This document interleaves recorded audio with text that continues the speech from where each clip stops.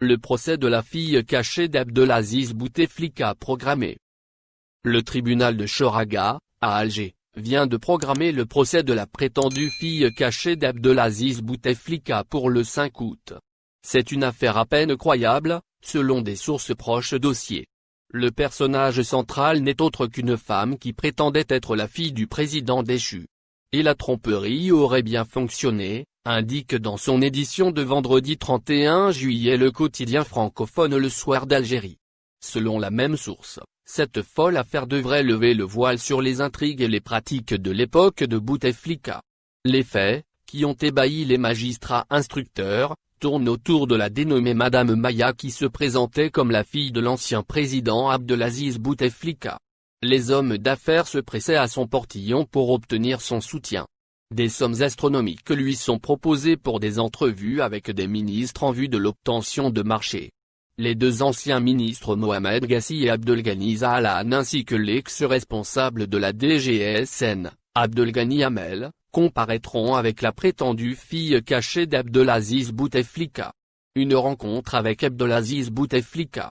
Cette femme a bénéficié d'une villa à la résidence d'État Moretti, gardée de nuit comme de jour par des éléments des services de sécurité. L'aventure de Madame Maya aurait commencé après une entrevue avec le président déchu.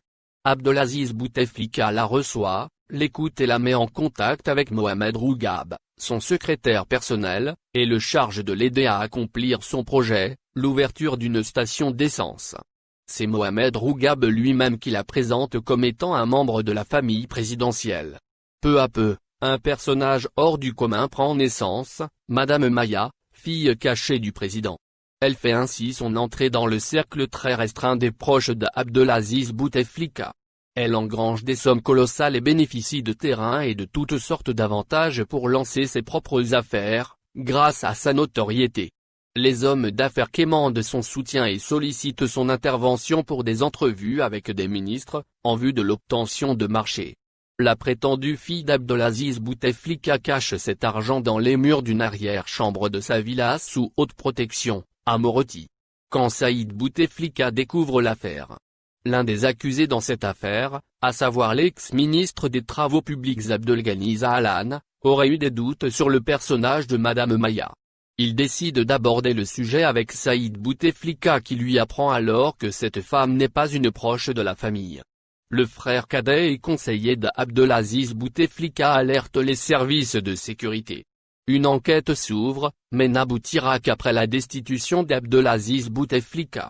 L'enquête prouvera que la décision de mettre à la disponibilité de Madame Maya une protection policière découlait d'un ordre de l'ancien patron de la DGSN, Abdelghani Hamel. Ce dernier est soupçonné d'avoir chargé Madame Maya de cacher d'importantes sommes d'argent chez elle.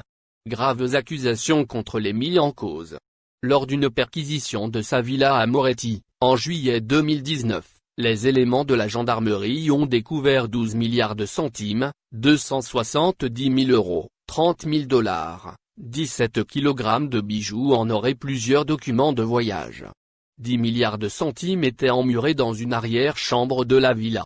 Madame Maya et ses deux filles sont arrêtées et poursuivies pour blanchiment d'argent dans le cadre d'une association criminelle organisée, complicité dans l'abus de fonction, violation de la réglementation d'échange et des mouvements de capitaux vers l'étranger, demande et acceptation d'indus avantages en recourant à un agent public et complicité dans l'octroi d'indus avantages.